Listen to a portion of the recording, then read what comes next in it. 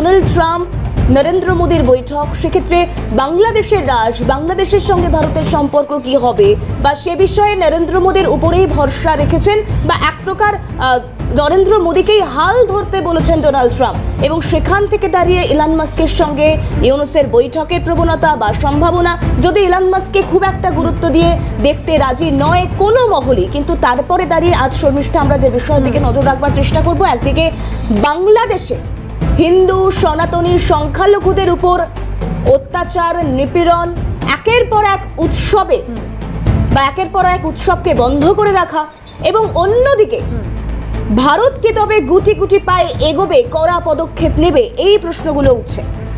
স্বাভাবিক, কারণ বাংলাদেশে তুমি দেখো একের পর একই অনুষ্ঠান বাতিল। কি উৎসব আমরা দেখেছি, দেখো লালুর উৎসবের পর বাতিল হয়েছে বসন্ত উৎসব, সেখানেও রাশ টানার চেষ্টা করা হচ্ছে। উত্তরার বসন্ত উৎসব, ঢাকায় নাট্যোৎসব, সবেতেই যেন একটা রোক লাগানোর চেষ্টা করা হয়েছে। তিথি, অন্যদিকে টাঙ্গাইলের ঘুরে উৎসব তাও বন্ধ করে দেওয়া হয়েছে। স্কুলের বিভিন্ন সময়ে বিভিন্ন ক্ষেত্রে আমরা দেখেছি যে বিভিন্ন এলাকাতে মহিলাদেরকে যাতে রুখে দেওয়া যায়, পর্দা প্রথা এক প্রকার তালিবানির মতো করে তাও এক প্রকার করা হয়েছে। অন্যদিকে বসন্ত উৎসবের জন্য তৈরি হওয়া মঞ্চ বা যে কোনো আয়োজন, ফ্ল্যাশ, সেগুলোও সরিয়ে ফেলা হচ্ছে, অর্থাৎ খুলে দেওয়া হচ্ছে, সেখানেও নিষেধাজ্ঞা। ফুলের দোকান, ওষুধের দোকান, সেই ফুলের দোকানে হামলা করা হয়েছে, ভাঙচুর করা হয়েছে, সেই ছবিও আপনাদেরকে মানে এই ছবিটাও দেখাচ্ছি হয়েছে। কারণ একটা বসন্ত উৎসবকে কেন্দ্র করে তিথি, মানে একটা ফুল কিনতে যাওয়া, সেখানে ভাঙচুর, সেখানে হামলা, মানে এই ঘটনা যে কোন দিকে গিয়েছে। এবং গত কয়েকদিন, আমি যদি বলি 3 থেকে 4 দিন ধরে এই ঘটনা ঘটছে। এই সেই ফুলের দোকান ভাঙচুর, সব ছিঁড়ে ফেলা হয়েছে, সেই ফুলের দোকানে এমনই তাণ্ডব চলেছে। সেই ছবি এই মুহূর্তে আপনাদেরকে দেখাচ্ছি। দেখুন কি বলছেন ফুলের দোকানের মালিক, তাকে কতটা সমস্যার মধ্যে পড়তে হলো এই তাণ্ডবের জেরে, শুনুন। আমার দোকানে এসে হামলা করে ফুলগুলো এরকম করে ভাঙিয়ে ভেঙে ফুল বিক্রি করলাম কেন, এটি আমার অপরাধ। এতে আমি ফুল বিক্রি একটা ছেলেকে ধরে নিয়ে আসছি, কোন দোকান থেকে ফুল দিয়েছে জিজ্ঞাসা করছি, এই দোকান থেকে। হ্যাঁ, আমি ফুল বিক্রি করছি, কিন্তু আপনাকে বলছি ফুল বিক্রি করতে না, আপনি ফুল কেন বিক্রি করলেন? এই বইলে এটা কোনো সমস্ত ফুলগুলো আমার দোকানে নষ্ট করে গেছে। এইভাবে সকালবেলা একবার এসে বলছে ওই দোকানটা নষ্ট করছে, আরেকটা দোকান ভাঙছে, ওখানে কিছু বলি নাই। তারপরে বিকালবেলা এসে বলছে যে একটু সাফাই করেন, ওইভাবেই করতেছি। তারপরে এসে আবার সে আক্রমণ করে পুরো সমস্ত ফুলগুলো ভেঙে রেখে চলে গেছে। যারা এটা করেছে তারা কারা, মানে আপনি কি তাদেরকে চিনতে পারছেন? কয়েকজনের 8-10 জন হবে, এরা আসছিল। পরে আমি বলছি যে আমি তো সবসময় বিজনেস আসতে ফুল, আজকে দিন উপলক্ষে না, আমি তো বিজনেস হতে 17 বছর ধরে ফুলই বিক্রি করি। এই দোকানটা হলো ফুলের দোকান। এখন বাইরে যদি আমি বিক্রি করতাম তাহলে আমাকে বলতে পারতেন, আমি তো বাইরে করি না, আমি ভিতরে দোকানের ভিতরেই করছি। দিনটা অনেকেই তো বাহিরে করে, আমি তো থাকবেন, আপনারা না করছেন, বাহিরে আমি কোনো সাজাই নেই, আমি দোকানের ভিতরে এখানে ফুল বিক্রি করতেছি। সেইখানে এসে আজকে এইভাবে আমার ক্ষতি করে চলে গেল। মানে বাইরে বিক্রি করা অপরাধ কেন? মানে আপনাকে কি এর আগেও আপনাকে তারা বলে গেছে? লাস্ট কবে বলেছে বা নিষেধ করেছে কবে? নিষেধ আজকেই করছে আমাকে যে আজকে ফুল বিক্রি করা যাবে না। আমি তো ফুলগুলো অলরেডি আগে আয়না করছি। ফুল তো কাঁচা ফুল, আজকে বিক্রি করতাম, কালকে বিক্রি করতে হবে, নষ্ট হয়ে যাবে। বাইরে ফুল বিক্রি করা অপরাধ কেন? বাইরে ফুল বিক্রি করা অপরাধ হলো ওনাদের ধারণা যে ছেলেমেলে নষ্ট হয়ে যাবে, এটার জন্য এটার উপরেই বেড়াই ই করতেছে যে ফুল বিক্রি করলে এটা বিধর্মী কাজ, এটা মনে করি আমার উপরে। শর্মিষ্ঠা, এখান থেকে একদিকে আবার অন্যদিকে আমরা দেখছি যে 5ই আগস্টের পর, পালা বদলের পর বিদেশ মন্ত্রক এবং অন্যদিকে তাদের যে উপদেষ্টা রয়েছে, অর্থাৎ তৌহিদ জয়শঙ্কর বৈঠক হতে চলেছে 2য় দফায়, এবং তারই পাশাপাশি বিএসএফ বিজেপির বৈঠকও রয়েছে। আজ থেকে সেই বৈঠক শুরু। একদমই তাই, 3 দিন ধরে অন্তত এই বৈঠক চলবে বলে যেরকমটা জানা যাচ্ছে। কিন্তু প্রশ্ন হচ্ছে সমাধান সূত্র কি বের হবে? তার চেয়েও আরও একটা বড় প্রশ্ন, অন্তত আমার মনে হচ্ছে, এই সমাধান কি বের করতে চায় বাংলাদেশ? কারণ বৈঠক তো একাধিকবার আগেও হয়েছে সীমান্তের উত্তেজনা প্রশমিত করার জন্য, কিন্তু প্রশ্ন হচ্ছে যে কে সেই আবার একই জায়গায়। কারণ দেখো অনুপ্রবেশের ঘটনা লাগাতার ঘটছে, অশান্তি, উস্কানির প্ররোচনা যাই বলি না কেন সেটাও লাগাতার চলছে। বিষয় হলো এর একটা সমাধান, সেই সমাধানের জায়গায় কি আসার চেষ্টা করছে বিজেপি, এটাও আমাদের নজরে থাকছে। একদমই তাই। এবং এই আলোচনায়, জিরো আওয়ারের আলোচনায় আজকে আমাদের সঙ্গে আমরা যাদেরকে পেয়েছি, আমাদের সঙ্গে রয়েছেন মহানির্বাণী আখড়ার মহামণ্ডলেশ্বর স্বামী পরমাত্মানন্দজি মহারাজ। আমি স্বামীজিকে স্বাগত জানাবো আজকের অনুষ্ঠানে। তারই পাশাপাশি আমাদের সঙ্গে রয়েছেন জাতীয় নিরাপত্তা এবং সুরক্ষা উপদেষ্টা বিশেষজ্ঞ আর্য ঘোষ। আর্যবাবুকেও স্বাগত জানাবো আমি। আমি শুরুতেই একবার মহারাজের কাছে আসবার চেষ্টা করব। একটা প্রশ্ন, অর্থাৎ এর আগে তো অনেকবার বাংলাদেশ নিয়ে আমাদের কথা হয়েছে, কিন্তু হিন্দু সনাতনী নিপীড়ন নির্যাতন আমরা দেখেছি, এখনো দেখছি। আমরা দেখেছি যে হোটেলগুলোতে অন্তত গোমাংস এলাও ছিল না, তাদেরকেও তা রাখার জন্য জোর করা হয়েছে, অর্থাৎ বিভিন্ন দিক থেকে, অর্থাৎ ভাতে পাতে মারবার একটা প্রয়াস। এরপর উৎসব, বসন্ত উৎসব, ঘুড়ি উৎসব, বসন্ত উৎসবের জন্য ভাঙচুর, কিচ্ছু করতে দেবেন না তারা। এ কোন বাংলাদেশ? ধর্ম যার যার, উৎসব সবার, তাতে বিশ্বাসী নয় আর এ বাংলাদেশ। বাংলাদেশে যেটা শুরু হয়েছে সেটা হচ্ছে জাতের নামে বজ্জাতি। এই জাত জালিয়াতি চলছে প্রতি মুহূর্তে। বাংলাদেশ আর হিন্দুদের জন্য এক লহমার জন্য নিরাপদ না। ওরা হিন্দুদের ওখানে থাকতে দেবে না। সংখ্যালঘু হিন্দুদের বাংলাদেশ থেকে তাড়িয়ে বাংলাদেশকে হিন্দু শূন্য করে তবে ওদের শান্তি হবে। একদম প্রতি ধাপে ধাপে সেই দিকে এগিয়ে যাচ্ছে। যতই বৈঠক হোক, যত আলোচনা হোক, আসলে বুঝতে হবে এর নেপথ্যে কাজ করছে একটা চরম মৌলবাদী ক্ষমতা, মৌলবাদী শক্তি। এবং এই মৌলবাদী শক্তি বাংলাদেশকে ক্রমশ হিন্দু শূন্য করে ফেলবার দিকে এগিয়ে নিয়ে যাচ্ছে। না হলে বইমেলাতে মেয়েদের স্যানিটারি ন্যাপকিন বিক্রি করতে দেবে না, ব্যবহার করতে দেবে না। এই বর্বরতা, এই মধ্যযুগীয় ব্যাপার, এটা কি করে স্বীকার করা যায়? ওরা বাংলাদেশকে সম্পূর্ণ আজ থেকে 500 বছর আগে ফিরিয়ে নিয়ে যাবে, 1000 বছর আগে ফিরিয়ে নিয়ে যাবে। শুধু কি তাই, আমরা আরো দেখতে পাচ্ছি যে দোকানে গর্ভনিরোধক কন্ডম বিক্রি বন্ধ করে দিচ্ছে। তাহলে বুঝতে হবে যে এটা কেবল হিন্দু ধর্মের ওপর আঘাত করছে তাই নয়, হিন্দুদের তোরা তাড়াবেই, সেই সঙ্গে সঙ্গে ওখানে এমন একটা মুসলিম রাজত্ব কায়েম করবে যে রাজত্ব তালিবানি রাজত্বকে ছাড়িয়ে যাবে। যে রাজত্ব 1500 বছর আগেকার একদম উদ্ভবের সময়ে যেরকম ছিল, সেই পরিস্থিতিতে ইসলামকে ওরা ফিরিয়ে নিয়ে যেতে চাইছে। আর এখন যে 2025-এ আমরা দাঁড়িয়ে আছি, যে উন্নয়নশীল বিশ্বের আমরা শরিক হতে চলেছি, সেই দিকটা ওরা মোটে ভেবেই দেখছে না। এই অন্ধতা, এই বর্বরতা, এই নৃশংসতা এর বন্ধ হওয়া উচিত। লালন উৎসব, যে লালন ফকির দেশ জাতির ঊর্ধ্বে উঠে মানবতার কথা বলেছে, যে লালনের গান রবীন্দ্রনাথকে অনুপ্রাণিত করেছে, যে লালন গীতির দ্বারা অনুপ্রাণিত হয়ে কবিগুরু একাধিক গান লিখেছেন, লালন ফকিরের সঙ্গে সময় কাটিয়েছেন, সেই লালন উৎসব বন্ধ হয়ে যাচ্ছে কেন? না, তাতে হিন্দুত্বের পৃষ্ঠপোষকতা হচ্ছে, হিন্দুত্বকে প্রশ্রয় দেওয়া হচ্ছে। আসলে এরা সমস্ত ব্যাপারটাকে একটা সংকীর্ণতার মধ্যে বেঁধে ফেলতে চাইছে। ধর্ম মানে এদের কাছে ওই জাত জালিয়াতি, ধর্ম মানে এদের কাছে ওই আল্লাহ, মোল্লা এবং তাদের যে সংকীর্ণতা, সেইটাকে রিপ্রেজেন্ট করা। কিন্তু মুসলিম ধর্ম মানেই তো এত ক্ষুদ্র নয়। যারা মুক্তমনা মুসলিম রয়েছে তারা কিন্তু এই পরিস্থিতিতে তারাও যথেষ্ট অসহায় বোধ করছে, তারাও এর থেকে মুক্তি চাইছে। এমন বহু মুসলিমকে আমি জানি যারা বাংলাদেশে রয়েছে, তারা বাংলাদেশের এই পরিবেশ থেকে বেরিয়ে আসতে চায়। এই পরিবেশ দেখতে বাংলাদেশ অভ্যস্ত নয়। হিন্দু মুসলমান একত্রিত হয়ে সেখানকার কৃষ্টি, সেখানকার সংস্কৃতি, সেখানকার ভাষা আন্দোলন, সেখানকার গণজীবন, সেখানকার যাত্রা, সেখানকার ঐতিহ্য, উৎসব, এগুলো পরিচালিত হয়েছে। আজ এ কোন বাংলাদেশ আমরা দেখতে পাচ্ছি? তাহলে বসন্ত উৎসব, যে উৎসবের সঙ্গে হয়তো একটা ধর্মীয় সুতো কোথাও জড়িয়ে আছে, সে কিন্তু আসলে উৎসবটা প্রকৃতির উৎসব।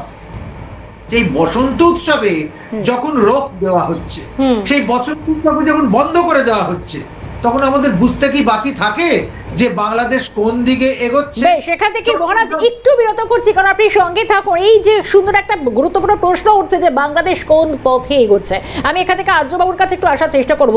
আর্যবাবু, সব থেকে বড় কথা, বাংলাদেশে এখন ধীরে ধীরে আমরা দেখতে পাচ্ছি অগস্ট মাসের পর থেকে মুজিব স্মৃতি মুছে ফেলা হচ্ছে। অন্যদিকে সীমান্তের দিকে যদি তাকাই তাহলে দেখবো একদিকে ক্রমশ লাগাতার উস্কানি, কখন বা সীমান্তে এমন কিছু পরিস্থিতি তৈরি করে দেওয়া হচ্ছে যা ক্রমশ ভারত বিদ্বেষী সেই জিনিস, সেটাকে জিয়ে রাখার একটা চেষ্টা করা হচ্ছে। এবং এরকম একটা পরিস্থিতির মধ্যে 3 দিনের যে বৈঠক হতে চলেছে, সব থেকে গুরুত্বপূর্ণ বিষয় যে পরিস্থিতি, যে আবহের মধ্যে এই বৈঠকটা হচ্ছে, এই সময়টা কতটা গুরুত্বপূর্ণ বলে মনে করেন?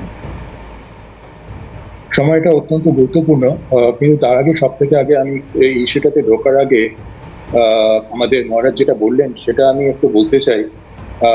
যেটা হচ্ছে যে এই কন্ডম বিক্রি বন্ধ করে দেওয়া, এটা basically protected sex is a part of human rights as well.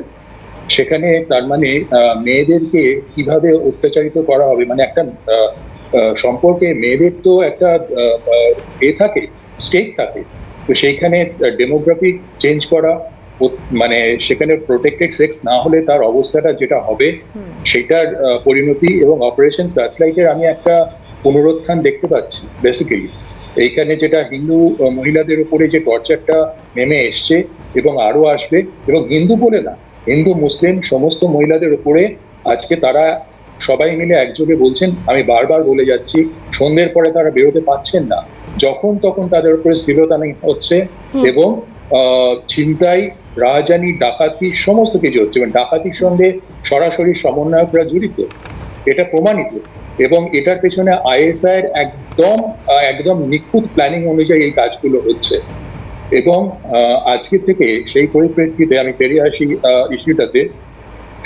ফেব্রুয়ারি 17 থেকে 20, মানে আজকে থেকে 20 তারিখ অবধি আমাদের বর্ডার সিকিউরিটি ফোর্স এবং বিজিবি, বাংলাদেশ যেটা ওদের কি বলে,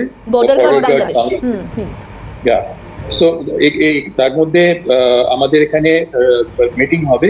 তার মিটটাতে এটা 55th director general level border coordination conference, সেইটার আমাদের নেতৃত্ব দেবেন বিএসএফ এর ডিজি দলজিৎ সিং চৌধুরী, আর ওখানে 10 মেম্বারের একজন বর্ডার গার্ড বাংলাদেশের টিম থাকবে, যার নেতৃত্ব দেবেন মোহাম্মদ আশরাফুর জামান সিদ্দিকী। তো এতে কি আশা করব আমরা, মানে কিচ্ছু আশা করতে পারি না, বিকজ তারা আসছেই একদম পাকিস্তানের আইএসআই এর একটা গেম প্ল্যান নিয়ে আসছে। তাদের সমস্ত ভাবে যাকে বলে ডিব্রিফিং করা, আমরা বলি ডিব্রিফ করে দেওয়া হয়েছে, মানে তাদেরকে মস্তিষ্ক মগজ ধোলাই করে দেওয়া হয়েছে, এই লাইনে কথা বলবে। তো এটা কোনো রকম থাকবে না। উদ্দেশ্যটা কি এমিটে, উদ্দেশ্যটা ভাবুন। এইখানে মানে একদম অফিসিয়ালি পাবলিশড বিএসএফ এর পক্ষ থেকে যেটা বলা হয়েছে যে গত 3 মাসে শুধু 3 মাসের মধ্যে এখানে 2 ডজনের উপরে বিএসএফ এর উপরে আক্রমণ হয়েছে, এবং তার উপরে যারা লোকাল মিসক্রিয়েন্টস ওখানকার তারা, এবং এখানে আরো যে এইগুলো হবে আপনার, যেটা কি ইস্যু, এখানে সিঙ্গেল রো ফেন্স সেইটা আপনার হবে এখানে, সেইটাতে আপত্তি বাংলাদেশ, এই বর্ডার গার্ড বাংলাদেশে। তারপরে আপনার prevention of attacks on BSF personnel and civilian residents of border villages হয়ে গেল। তারপরে আপনার ট্রান্সবর্ডার ক্রাইমস, তার সঙ্গে issues related to border infrastructure and action against Indian insurgent groups, যেটার কথা আমি বারবার বলে যাচ্ছি, যেমনি পরেশ বড়ুয়া, বাবর, এদের কথা। এবং তার সঙ্গে আপনার effective implementation of coordinated border management plan CBMP are among the issues to be taken up in the meeting, BSF said in a statement. এটা হচ্ছে আপনার ইস্যু। তার মানে কি, তার মানেই হচ্ছে যে তারা কোনো তোয়াক্কা করছে না, এবং তারা সেখানে আরেকটা তার সঙ্গে যোগ হয়েছে দুটো জিনিস, সেটা হচ্ছে গঙ্গা পুনর্নবীকরণ প্রকল্প, যেটা কিন্তু আমাদের জাতীয় সম্পদ, এটা কিন্তু অত্যন্ত সূক্ষ্ম চাল খেলছে এরা তিস্তা এবং গঙ্গা নিয়ে। দিল্লিতে মূলত বিজেপি এবং বিএসএফ এর মধ্যে গুরুত্বপূর্ণ আজকের এই বৈঠক। মূলত 3 থেকে 4 দিন এই বৈঠক অন্তত চলবে বলেও জানা যাচ্ছে। একটু আপডেট জানার চেষ্টা করবো বৈঠকের হাল হাকিকত কি এই মুহূর্তে আমাদের সঙ্গে টেলিফোন লাইনে ইন্দ্রাণী দাশগুপ্ত রয়েছেন আমাদের সঙ্গে। ইন্দ্রাণী, খুব গুরুত্বপূর্ণ এই বৈঠক যা শুরু হতে চলেছে দুই দেশের, মূলত সীমান্তে কাঁটা তার বসবে কিনা, এছাড়া আর কোন কোন ইস্যুগুলি নিয়ে এই মুহূর্তে কি বৈঠক শুরু হয়েছে, কি আপডেট? বিজেপির 55তম এই যে সম্মেলন, এটা কিন্তু শুরু হয়ে গিয়েছে দিল্লিতে লোধি রোডে যে সিজিও কমপ্লেক্স আছে সেখানে এই বৈঠক চলছে। 17 থেকে 20 ফেব্রুয়ারি পর্যন্ত এই বৈঠক চলবে। এই সম্মেলনে ভারতের পক্ষ থেকে নেতৃত্ব দেবেন দলজিৎ সিং চৌধুরী, যিনি বিএসএফ এর মেজর জেনারেল, এবং বিজেপির প্রতিনিধি দলের নেতৃত্ব দিচ্ছেন মোহাম্মদ আখতার উদ্দিন সিদ্দিকী। এই বৈঠকে মূলত উভয় যে বর্ডার গার্ডিং ফোর্স আছে তাদের মধ্যে সমন্বয় সাধনই এই বৈঠকের মূল কারণ। এছাড়া বাংলাদেশে যে বিএসএফ এর বাংলাদেশের বিভিন্ন সময় আমরা দেখেছি উদ্ভূত পরিস্থিতিতে যে বিএসএফ এর কর্মীদের আক্রান্ত হতে হয়েছে বাংলাদেশের দুর্বৃত্তদের দ্বারা, এবং ভারতের যে বেসামরিক নাগরিক অর্থাৎ ভারতের যারা সাধারণ নাগরিক তাদের উপর হামলা নিয়েও কিন্তু এখানে আলোচনা করা হবে।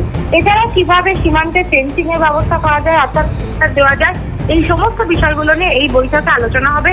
20 তারিখ বিকালে একটি প্রেস কনফারেন্স হবে এবং তখন জানা যাবে যে দুই দেশের দুই সীমান্তরক্ষী বাহিনী তারা কি কি সিদ্ধান্তে উপনীত হবে। বেশ ইন্দ্রাণী, আমাদের পরবর্তী আপডেটের দিকেও নজর থাকবে। এই মতো ইন্দ্রাণীকে ধন্যবাদ জানাবো। ইন্দ্রাণী ছিলেন আমাদের সঙ্গে তিথি। একদম, এবং এখান থেকে আমি আবারও মহারাজজির কাছে আসবার চেষ্টা করব। মহারাজজি, একদিকে তো এই একের পর এক নানানভাবে মুখ বন্ধ করে দেওয়া, হাতে ভাতে পাতে মারবার একটা প্রক্রিয়া, শুধু তাই নয়, যারা আপনি যেমনটা বলছিলেন যারা মুক্তমনা মুসলিম তাদেরও তো কোথাও একটা সমস্যা হচ্ছে, কারণ ইসলামিক তো শান্তির কথা বলে, কিন্তু এই যে পরিস্থিতি এই মুহূর্তে তৈরি হচ্ছে তাতে খুব একটা শান্তির বার্তা যে মোহাম্মদ ইউনূসও দিতে পেরেছেন বা পারবেন আগামীতে, তার আর সে নিশ্চয়তার নেই কোথাও দাঁড়িয়ে। এবং তারই পাশাপাশি এই যে বৈঠক হচ্ছে, ভারত তার কড়া পদক্ষেপ নিতে পারে বা এই মুহূর্তে দাঁড়িয়ে এই গোটা পরিস্থিতি নিয়ে আপনার কি মনে হয় কোথাও গিয়ে কি একটু বাড়তি অক্সিজেন যোগাবে ওপার বাংলার হিন্দু সনাতনী সংখ্যালঘুদের? আসল কথা হচ্ছে ওরা তো শান্তি চাইছে না। সংখ্যালঘুদের প্রাণ যত আটুপাটু করে উঠছে, তারা যত অধৈর্য হয়ে যাচ্ছে, একদম তাদের দেওয়ালে পিঠ ঠেকে গেছে। তাদের ধর্ম, তাদের ধর্মস্থান, তাদের রুটি রুজি, তাদের ঘরের মেয়েদের ইজ্জত, আজকে সমস্তটা একেবারে একটা প্রশ্ন চিহ্নের মুখে পড়েছে। যে কোনো সময় প্রাণ চলে যেতে পারে, ইজ্জত চলে যেতে পারে, ধর্ম নষ্ট হয়ে যেতে পারে। আগামী দিনের ভোটটা আর হবে কিনা আজকে ওখানে নিশ্চিত করে কিছু বলা যায় না। এই যে একটা দমবন্ধ করা পরিস্থিতি, এটা তো ওখানকার চাইছে সংখ্যা গুরুরা যে সেটা হোক সংখ্যালঘু হিন্দুদের, যাতে তারা ভয়ে ছেড়ে পালিয়ে চলে যায়।